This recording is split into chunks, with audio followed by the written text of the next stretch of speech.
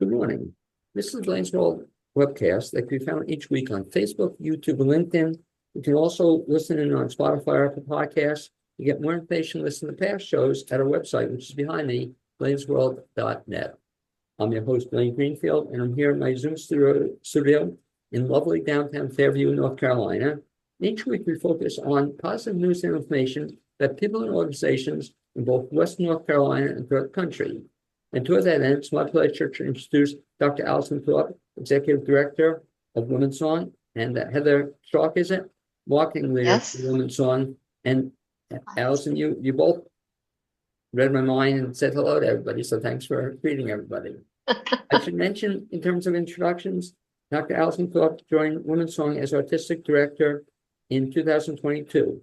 She also serves as the Director of Choral Activities and Associate Professor of Music at Western Carolina University, where she teaches conducting and choral music methods and supervises student teachers in choral music.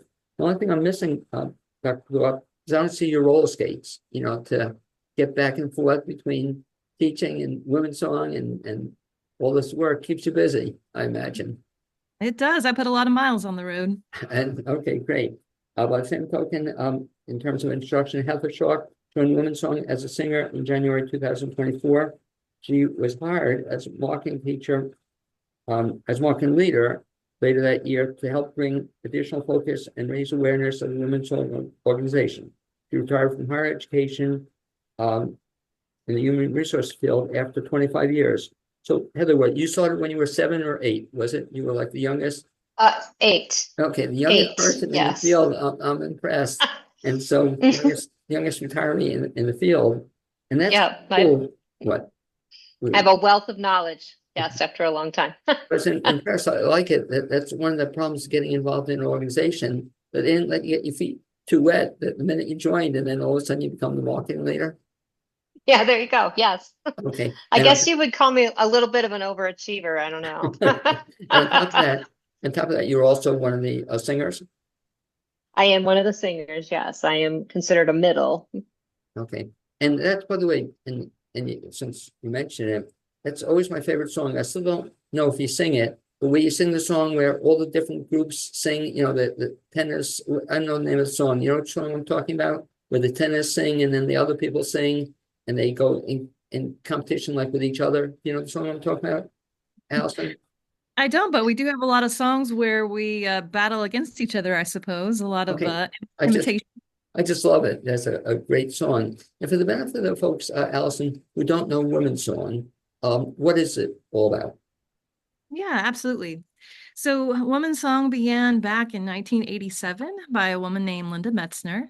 And it started out as a small group of women just looking to empower themselves and others through singing. And now, 38 years later, that small group has grown into a beautiful village of about 100 performing and non-performing members. And our mission is singing together for joy, social justice, and community. And so also in terms of singing together, let me ask Heather the question, even before we talk about Womansong, is you've been singing, I guess, a while. Like, I'm always interested when I meet somebody for the first time. When did you start singing, Heather? Do you remember? Yes, because I was 8. No, I'm just kidding. No, I sang in church, where most singers start, right? They typically go to church and they start singing in church, and so that's where I started. And I started in the children's choir when I was like 7 or 8 years old. And then graduated into learning to play guitar and playing guitar at church. So that's when I started. So it was several years ago. Do you remember your first performance as a 7-year-old? Not the exact first performance, but I do remember standing in the little children's choir area singing. Okay, you enjoyed that, or never gave it? I did, yes. I did. So did you study music at some point in time, or just continue to sing for the fun of it? I did study music only in the sense of having to learn to play guitar. So I did learn to read music because, when I was learning to play guitar, but that's about as far as it went. And when you learned to play guitar as a kid, were you ever in groups, or did you ever sing with other people? In terms of not choirs and choruses, like rock bands or any No, other kind of bands? You ever do any of that? no, I was always a wannabe. I did play it at church, like I said, and I did quit that at about the age of 15 or 16. But as an middle-aged adult now, I have taught myself to play drums, and I am in a band, and I'm trying to get out there and be that accomplished musician if I can do it. Very cool. What band? It's called Two Chicks and Friends. Yeah. We're just actually getting out and about in the area, the Asheville area. So stay tuned. Okay, well, talk to me about that after the show. I want to hear more about You that. got it. And You so got it. with Womansong, do you play any instruments with Womansong? I have I've played. What have I played? Oh, Allison, I don't even remember now what I played. Well, I Um, played percussion on the last that's right. concert, and we already have her booked to play guitar on this upcoming concert. Okay, very Yes. cool. Woman of many talents. Now, Allison, so the same question of you. So I assume you started in music at some early age. Is that true? What Yeah, was your start? I grew up in a musical family. My mom was an elementary music teacher. So I came out of the womb surrounded by music and music making. I started piano lessons when I was about 4, and then fell in love with choir about 4th grade, and never turned back. And yeah, I've been singing in school, in church, and in the community, and it's just a part of my identity. You still play the piano? I do. Yes, it's very handy. Okay, yeah, I can imagine. So you mentioned you sing in school, choirs elsewhere. Same question I asked Heather. Have you ever done any other like popular singing or shows or anything along those lines? That is a good question. So I always tease that I became a conductor because I like to keep my back to the audience. I'm a little shy.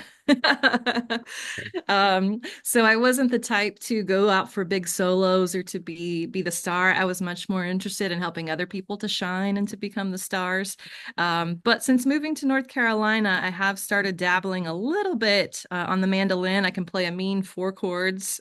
Um, Nice. and get to play with a little community group in Waynesville that tolerate me and my attempts. It's So one of the great things about Western North Carolina. They also have some great musical programs, or I'm familiar with some of the shows I've gone to, and I don't know if you work or help out on any of those, but they have some real talent in terms of musical theater. Do you ever work out, you ever help out in the shows or work with some of those singers at all? I have not. I've done a little bit of work with opera, but I haven't dipped my toes in musical theater other than to be an avid and supportive audience member. I don't know, Heather, if you ever seen it. Have you ever been to the Western North Carolina Theater? Music, No, I haven't. okay. I haven't. I am a transplant here, so no, I have not experienced that yet. But I am familiar with theater in from other areas. But you may someday get out to the Western North Carolina Theater. It's like the most amazing theater you've ever seen, But right? What's the name of it? It's the Bartow Theater, or where they do the performances at Western North Carolina. The name of the theater, Allison? The Diana Wortham, is that what you're thinking No, no, the of? theater at your school, at the Oh, at my school. yeah, Oh, Bardo. The yeah, Bardo. Bartow. It's just Heather. Sometime get out to a concert there. It's the most amazing facility for a awesome. college to Okay, have. great. You have to have a theater of that sort, and it's just very exciting to be at that theater. So you both then had musical backgrounds. Talk a little bit then, Allison, how you wound up then in Womansong. Yeah.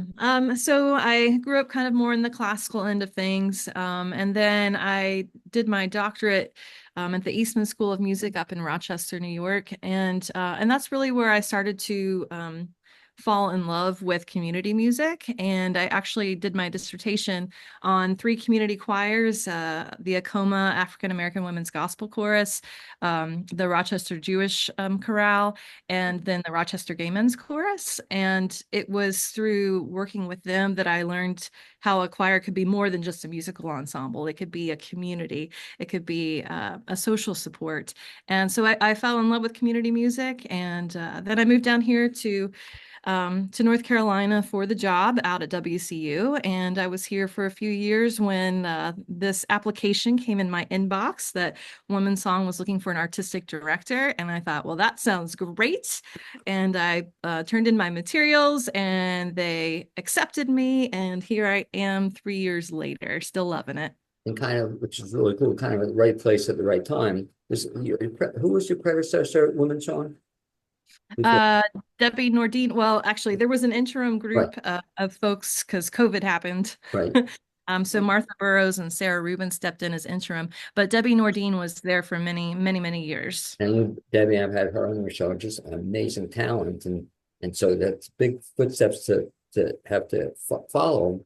But I was impressed also with the range of the three groups you did the dissertation on. Those were certainly three very diverse groups, and I guess that helps you with Womansong. That in terms of I talked a little bit about that, how you try to bring in, and I just love the concerts. You bring in all sorts of different kind of music. Is there any central theme to what you're looking for in terms of music you choose? Yeah, so I think that is part of the culture. We look for music that says something important, in particular, things that would empower us and empower others, things that would speak to issues of social justice. We also elevate composers of our own. So we do a lot of works that are written by members of the choir. So it's not, in the classical world, there's a little bit of a separation. The composers live up here and the performers live down here. But in Womansong, composing and performing are all very fluid and interact together. And so we're just all about empowering voices so that they can be heard out in the world. And who chooses the music that you play? Well, there's a committee, and I usually start by just kind of gathering a theme based on things that are happening in the world. And then we have a team of former directors. So some of the names I mentioned earlier, Martha Burrows, Sarah Rubin, Althea Gonzalez, and then our accompanist, Lightingale, who is also a fantastic composer arranger. We get together over the summer and we just kind of toss out music that relates to a certain theme and then winnow it down into a 90-minute to 2-hour show. So it has a feeling of cohesiveness. But yeah, we have a team, and we also always just take suggestions from the choir at large. Our population is diverse in age and occupation in lots of different ways. And so they'll make suggestions too. And sometimes, actually a lot of times, there isn't an arrangement for women's chorus available. And that's when Lightingale's amazing skills come in handy, because she can take a melody and arrange it for choir pretty quickly. You mentioned Lightingale and food for thought for Heather, that Lightingale has been a guest on my show a couple of times as well. And I don't know if you know it or have seen it, Heather, but Lightingale is also in kind of a rock band. Are you familiar with that? I know a little bit about her I just background. saw Yes. her and she was great in it. You know, her original music. I'd never seen Yes. that music to see her perform. And so she was it's kind of neat that she goes the gamut of different things. And her daughter, as you may know, is very talented also. So kind of Yes. but that's Heather for you. That so Lightingale did it. So you know, this is an example for you to follow in the footsteps to do some music. I'm not doing Womansong. And talk a little bit about Heather then, if you would. So Womansong, how often do you perform it? Like, explain the process. Do you rehearse every week, and then how often do you perform? We do. We rehearse every Monday, and we have 2 concert series each year. So there's one in the spring and one in the fall, and we typically do like a Friday evening and a Saturday matinee. What I would call a matinee, or like a Saturday afternoon. And then we might have an extra one that we also add along the way as well. We also do singing at little smaller communities as well. So a little pitch there. You know, if you feel like you need Womansong to come and sing, we will come and sing at any event. So we do, do some of that as well. And typically we sing in 3-part harmony with almost every song, and we can go up to 6 parts. So that's the general idea there. Give an example, if you would. You mentioned you play in some community groups. What kind of groups, and how does one go about finding having you come on board? So we have sung at Women to the Front in the past. I don't know if you're familiar with that. It focuses on women musicians and putting them out in the front of every, of everyone, and just kind of focusing on women in music as far as writing, as far as playing, putting people into we'll call it a band, just kind of taking people and plopping them into different bands. Womansong has actually participated, and I think actually opened the festival at one point. And it's run by Melissa McKinney. It's probably in its third year at this. It's getting ready to start its third year. We have also sang at the Deerfield community, the VA hospital.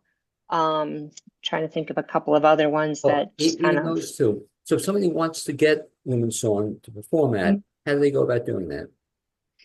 Definitely go to our website, womansong.org. There's definitely ways to get a hold of us there. You can also send an email to womansongnc@gmail.com as well.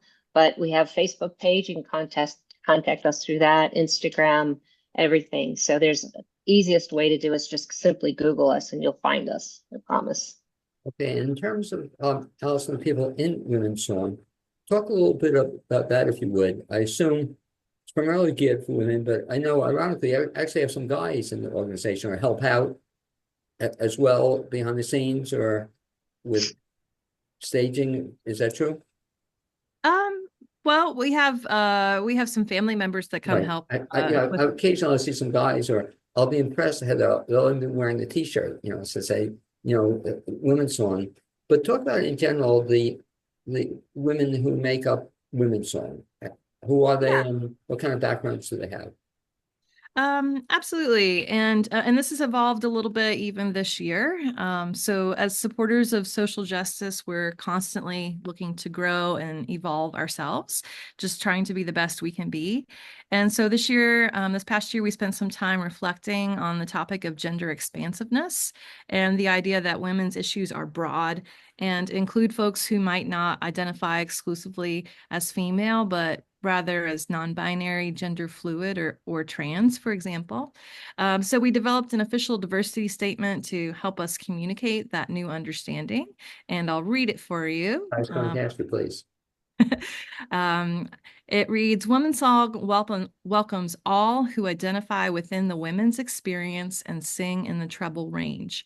We affirm and support diversity of race, color, gender identity and expression, sexual orientation, age, physical ability, socioeconomic background, national origin, immigration status, and spiritual beliefs.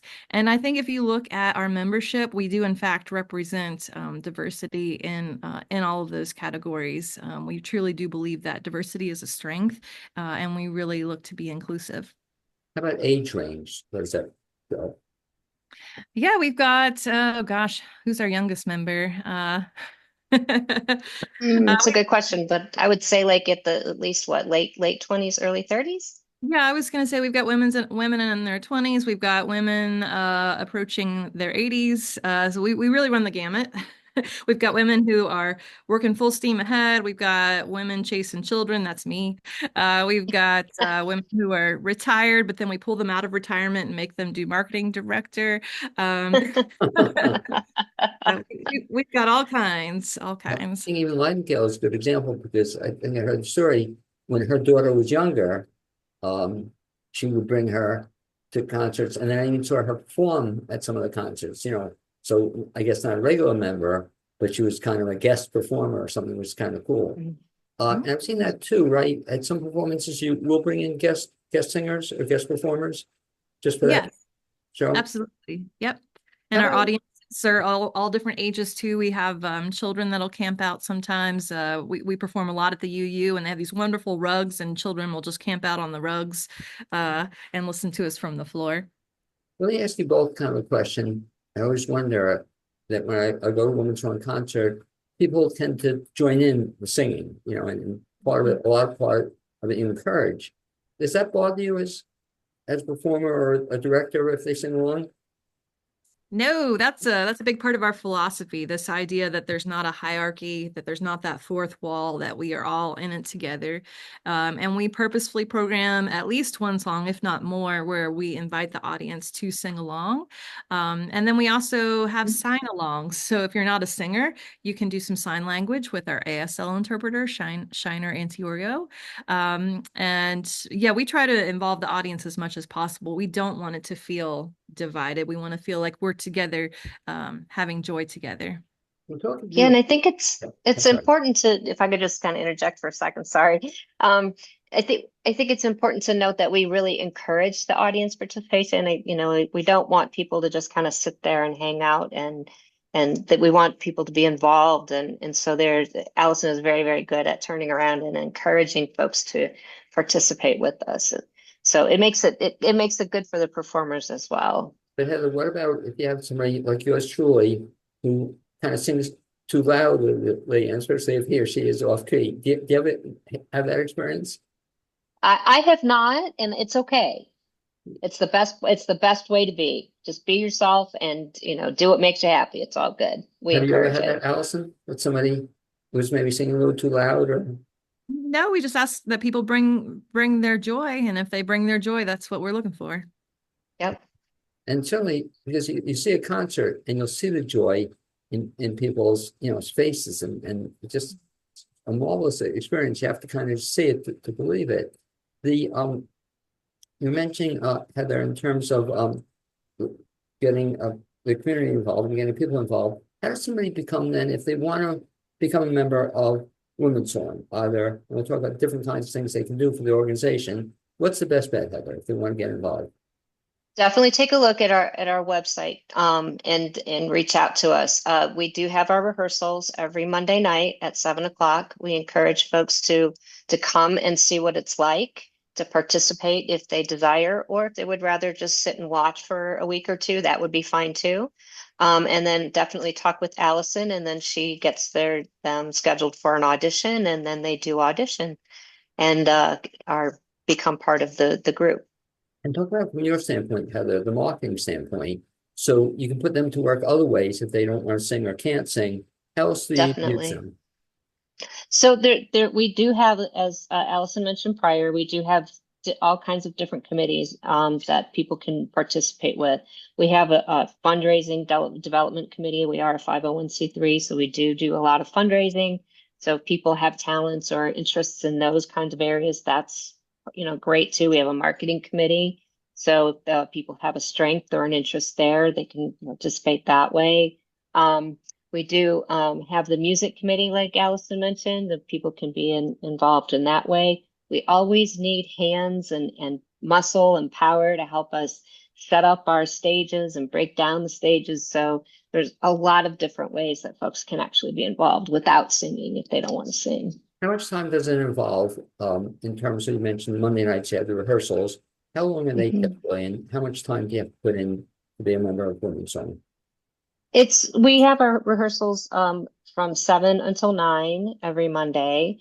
And then the closer we get, I think it's about 6 weeks out from the concert, we start at like 6:30 and go from 6:30 to 9 until we have the concerts. We are off for the summer, and we do have a winter break as well. So we're, once the concerts are over for the spring, then we do have kind of a hiatus for the summer, and then we come back for the fall season, and then a hiatus around the holidays. And one of the things I'm impressed with what you're saying is, so it's not a lifetime commitment. I mean, like 2 hours is kind of a cool time. Do you try to keep it to 2 hours, or does it sometimes go? Oh, Allison is awesome. We start right on time and we end right on time. So yes, exactly. That is so great, because I know a lot of people get frustrated as a volunteer, especially in choral groups or shows. They just go on and on. So if you come in at 7, you better be there at 7. You're going to start working at 7 and then leave sharp at 9. Very, very Right. cool. Allison, if you would, Heather mentioned the whole idea of the audition. For folks who are not familiar with it, what does that entail? So they sign up, they go to the website, say they'd like to be a singer, participant. What then happens? So we ask folks to come observe, just come observe and sit in to rehearsals. We have, a certain vibe that we want people to check out and see if it fits with their vibe in a way. And then after 2 rehearsals, if they still feel good and they want to join us, then they sign up for a little 10-minute audition, and I lead them through some vocalizing just to hear their range and tone. And then I teach them a short little piece. It's 1 page long. And I teach it both by ear, but they also have notation in front of them. If they read music, it'll be there too. And I teach them a part and see if they can maintain their part while I sing harmony with them. And that is the entire audition. Nobody's cried, so it's pretty painless. But mostly we're just trying to evaluate whether they would be successful in the group. And so we appreciate everybody who puts themselves out there and is vulnerable enough to try. I was wondering, I'll ask this to the both of you, how important memorization is. In other words, remind me, I'm trying to think at concerts, they don't have right music in front of them, or do they? Yeah, that was something that really impressed me about Womansong, that they memorized their music. And in fact, they've even encouraged me at Western to push the college students to start memorizing their music. Um, but it's kind of impressive actually how it just kind of organically happens over the course of the season as we're rehearsing, that things just really start to seep into the body and we don't need to look at the notation anymore. And that frees us up to be more expressive in our faces and Sure. also to add in some choreography, and also to rely on each other a little bit more because we have this saying, ride the river. So if you drop a note or you drop a word here and there, as long as everybody doesn't drop the same note and word at the same time, we're good. So Heather, the same question of you. I was wondering, I give singers a lot of credit that how important is memorization to you, or is that something you pick up easily? It no, it's very important, and actually, I think to give a big shout out to Allison, she's really good at giving us cues. So she talked about her back being to the audience, and while what she's doing is giving us little cues like right here, so you don't see that, Right. but she's helping us, and she'll tell us, I'm going to do this, and that means this, so it does help, but there's so many of us together that we're all leaning on each other that you don't typically forget too many of the words, and if you do, your partner right next to you probably has you covered. So you do your best, and we're all human, so we're let's just be real and know we're going to forget something, but it's not too bad. What always amazed me, Heather, at a performance is you always see the people playing the piano or whatever, they can read, they have music in front of them, so I always thought that was kind of unfair that they didn't have, and of course, I always wonder from a musical standpoint, like I see a lot of shows and musicals that, and even concerts, the singers always have to memorize the words, you see any major performer, but I've never seen very rarely would you see a singer with music, but almost always the person playing the piano has the music in front of them. Is that a true statement? Even You see, professionally. Yeah, yeah, typically, if you go to the classical world, pianists memorize everything. I that's always found that true. hard as a pianist. Right. Um, but I think there are pluses and minuses to memorizing and to using music. But I'm kind of enjoying this tradition in Womansong of memorizing because it does it just helps people feel like they're in the moment, and I do think it adds a lot to I expression. do completely. And like you said, as opposed to Heather, somebody holding the music and reading the words, but just an observation and asking you from the musical standpoint, in the popular world, and see concerts, whatnot, every singer memorizes the words. But I've seen very rarely at every concert you ever see, all the musicians have music in front of them. You know what I'm talking about? Like even shows, every musical show, they're all playing the music and they're reading it, but the singers don't. So it's just I always thought it was kind of strange that musicians can get away without having to memorize the music. Even even in your group, do the musicians have music in front of them? Well, I think the other thing is when you're an instrumentalist, you get hired, you have fewer rehearsals. You just come in and a lot of times you read if Good you're a point. professional gigger. Yeah. Um, and so I think with the singers, especially choirs, we marinate a lot longer together. And we also have text, which really helps us as an instrumentalist. You just have sound without text. And so that can make it easier or harder to memorize, just kind of depending on the piece. And I always thought that would be hard to do, but people tell me that it's easier to memorize music and a song than to memorize a play or dramatic role, that because the music, I guess, helps in the memorization, or is that a true statement? When you're singing, people tell me that a lot of people do musicals say that they can remember easier because they're singing, and on top of that, they're dancing somehow on top of that. And I give them a lot of credit. They can do all those at the same time. So it's, I guess, skill you have, or you have at one point in time back from the choir days, and I guess you never lose it. So upcoming, you mentioned, or you may have talked about off the air. You have the big spring show is, when is that, Heather? May 16th and 17th Okay, and that's going to be where? at the UU Church on Charlotte Avenue. Okay, and the best bet, we're early yet, but the best bet is get tickets, to go to the website for that. Yes, the tickets are not for sale yet. They probably won't go on sale till either March or the first part of April, usually about 6 weeks prior to the event. So just continue to watch our website and Facebook. We'll be posting it and sending it out to everybody in the world that we can. But yes, you get tickets online and come and see us. And I should mention, and everybody says that, get tickets early, and but I will tell you that almost every Womansong concert I've ever attended, I've been to maybe 5 or 6, they've all been sold out. So everybody tells Allison, you may have heard that, get tickets early, it's going to be a sellout, but they really are, which is kind of cool that almost every show sells out. And moving down the road, in terms of the future, Allison, I'll ask you, I guess, 2 questions. So we have the spring concert. Where do you see a Womansong going? Do you have like any plans for the future, or anything you want to move into or change as you go into this, as you go along? Any future plans? I always have ideas percolating, but I also try to be open and flexible to whatever's happening in the world at the moment. So originally for the fall, we had kind of planned this focus on a room of her own featuring women composers. But now, coming out of the storm of Hurricane Helene, I've actually been thinking a lot about maybe doing a concert that emphasizes gratefulness and togetherness. We came out of Helene only with the help of our sister choruses and the Sister Singers Network, and also across the state, who graciously donated money to us.